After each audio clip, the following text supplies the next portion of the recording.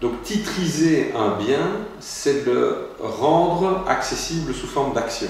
Donc que chacun puisse acheter des parts, transformer un actif, n'importe lequel, un actif on va dire mobilier ou immobilier, en actions, en parts qui sont distribuables, achetables au niveau des personnes. C'est le même principe que pour une entreprise. Une entreprise a un capital, lorsqu'elle passe en bourse, ce capital est transformé en actions, enfin même avant qu'elle passe en bourse, il y a des actions. Mais c'est exactement la même chose. Ces actions disent combien tu as de pourcentage de la société. Une entreprise peut décroître ou peut croître, la valeur de l'action peut croître ou décroître. C'est exactement la même chose, mais appliquée aux collections publiques. En tous les cas, c'est le projet. Donc c'est d'arriver avec des outils structurels suffisamment forts et puissants pour pouvoir proposer aux musées publics, pas donc uniquement les musées privés, mais pour pouvoir proposer aux musées publics de titriser leur collection. Par exemple, tu as un musée, on va faire simple, qui a une centaine de pièces, de factures différentes, certaines pièces étant 100 000 €, d'autres, mettons, sur le marché à 1 million d'euros, peu importe. Et imaginons que la totalité du capital présent soit 100 millions d'euros. Et bien donc, ils font tous leurs calculs, ils valorisent ça sur base d'un inventaire, et puis, ces 100 millions d'euros, ils vont proposer à un public, à un certain public. Alors, est-ce que ce public est un public institutionnel ou est-ce que c'est un public privé? J'en sais encore rien, je ne sais pas. Ou est-ce que c'est un public, quand je dis institutionnel, c'est pas seulement institutionnel public, ça peut être un fonds d'investissement, par exemple, ça peut être comment on appelle ça, un investisseur structurel, une banque, et ils vont leur proposer de racheter une partie de ces actions. Une partie de l'argent va évidemment aller au musée, et l'autre partie, est-ce qu'elle rémunère les structures? Je suppose qu'il y a quand même des frais de structure qui vont être comptabilisés, ça sera peut-être les derniers pourcents de frais, etc.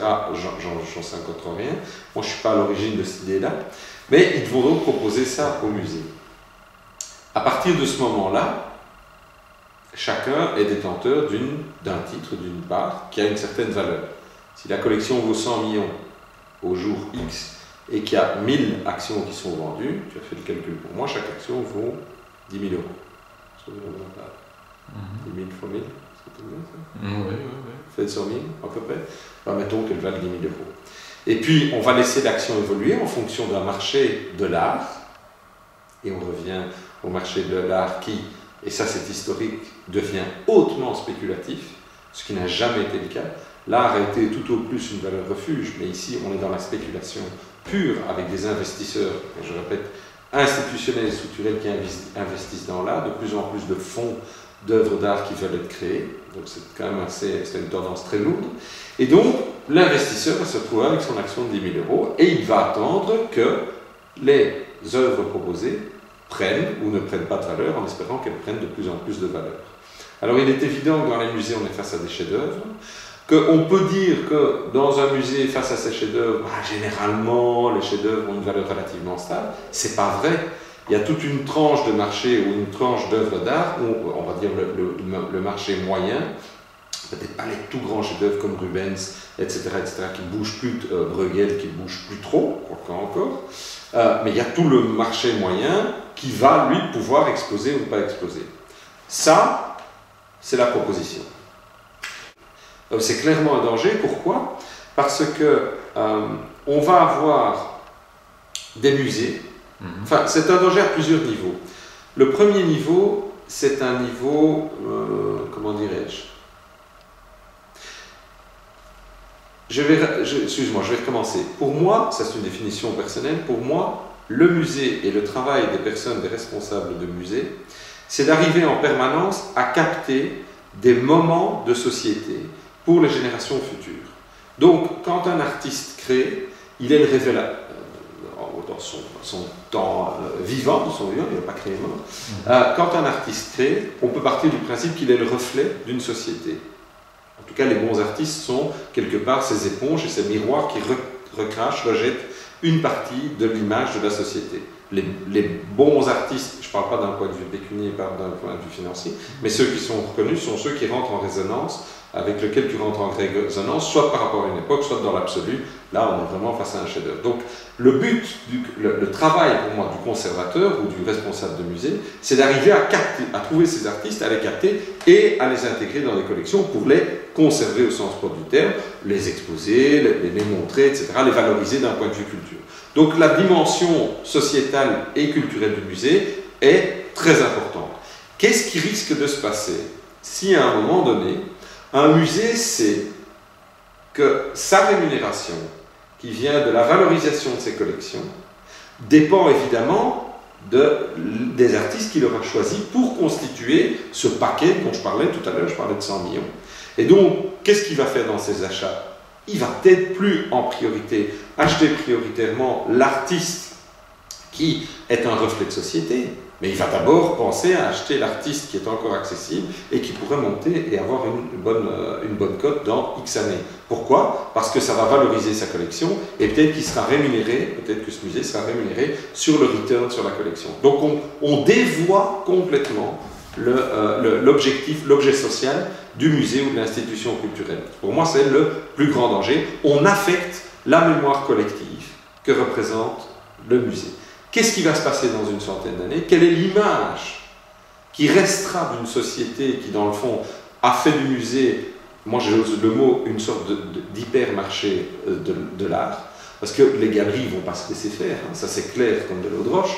Les galeries vont être très énervées par cette initiative. Ou alors, elles vont se dire, c'est intéressant, laissons le musée, avec parfois ces pouvoirs subsidiants qui ont des capacités, acheter les artistes, laissons-les, et dès qu'ils sont bons, on va leur faire le travail de dégrossissement. Donc ça sera un supermarché de l'œuvre d'art, et peut-être que les galeries vont devenir de plus en plus spécialisées, ce qu'elles sont déjà, mais encore plus spécialisées. Mais tout ceci existe déjà. On est très clair quand on va chez Pinault, on sait très bien ce qu'on visite. On visite ce qui se fait de mieux sur le marché, et là je dis bien le marché de l'art, peut-être pas ce qui se fait de mieux dans le domaine artistique, mais sur le marché de l'art, c'est les meilleures cotations qui sont présentées. On est face à un investisseur qui est privé, particulier, et on ne peut pas reprocher à quelqu'un d'avoir trouvé un bon marché sur lequel il peut valoriser son argent en achetant une œuvre à 100 € et en la revendant à 1000 € ou en la valorisant à 1000 €. J'ai pas de problème tant que les règles du jeu sont connues de tous et qu'on est dans un même secteur. Là où je commence à avoir un problème, c'est quand tu passes dans le public, tu l'as dit toi-même. Oui, effectivement, ces institutions publiques vont être intéressées par cette manne d'argent, mais, je répète, dans l'objet social qu'elles sont censées défendre et pour lequel elles sont censées être subsidiées, est-ce qu'on n'est pas en train de complètement les dévoyer? Et c'est vrai que là, pour moi, l'État, dans le sens le plus noble du terme, a un rôle régulateur très important à jouer. Oui. Mais en même temps, n'est-ce pas une vision un peu passéiste que de penser que l'art, le musée aujourd'hui, doit toujours servir, entre guillemets, le public? Je pense qu'il ne faut pas duper les gens. C'est possible que la vision soit passéiste, mais il ne faut pas duper les gens. Alors, il faut être très clair. Nous allons, si la vision est passéiste, c'est tout à fait possible, mais il ne faudra pas regretter dans 20-30 ans que les musées aient perdu leur dimension sociétale et culturelle. C'est un choix de société. Absolument, c'est un choix de société. Mais alors on devrait au niveau d'une politique culturelle, refonder une politique culturelle en faisant de la réinsertion culturelle dans les écoles, en privilégiant la culture au niveau de l'éducation. Tout ça devrait être refondé à la base. Archi d'accord avec toi. La révolution ou l'évolution, elle doit avoir lieu dans la manière dont on va éduquer les enfants à la culture. C'est évident. Et aujourd'hui, on manque de culture dans les écoles. Et la culture a aujourd'hui, et c'est ce qui fait un de mes moteurs chez Prométhéa, c'est que je veux que Prométhéa travaille, soit le levier pour diffuser, pour être un agent de, comment dirais-je, pour travailler sur les acteurs, un levier sur les acteurs qui diffusent la culture. Pas pour être un diffuseur de culture, Prométhéa n'a pas le rôle des diffuseurs de culture, mais ça doit être un acteur, un levier pour aider les acteurs qui sont censés diffuser la culture. Pourquoi? Parce qu'aujourd'hui, dans nos sociétés qui sont en crise de valeur, en perte de cadre, en perte de référence, la culture va être essentielle. Essentielle. Comment veux-tu lutter contre des intégrismes, quelle forme qu'ils prennent?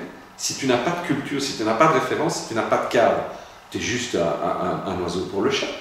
Et c'est pour ça que je suis tout à fait d'accord avec toi. Il faut ramener énormément de culture. La culture est indispensable aujourd'hui. Et je mets dans les intégrismes le politiquement correct. Pour moi, le politiquement correct est une forme d'intégrisme. C'est-à-dire? Ah, ben c'est la nouvelle religion. Comme il n'y a plus de religion, c'est la nouvelle religion de quoi? De la seule et unique valeur qui est globalement partagée, l'argent. Dès que tu as du politiquement correct, c'est pour protéger un mécanisme financier qui est derrière. Le rendement. Et ça, pour moi, c'est de l'intégrisme. Le rendement. L'œuvre d'art devient... ça, tu refais bien l'œuvre d'art. On refait le lien au niveau du rendement. On doit potentiellement pourquoi? Parce qu'il y a augmenter aucune son valeur. capital. La valeur, c'est l'argent. La valeur unique et globale, c'est l'argent. C'est tout un cycle. Donc il faut réapprendre à remettre un cadre, réapprendre à consommer, etc., etc., etc. Est-ce qu'il n'est pas trop tard? Poser la question, c'est déjà y répondre, non?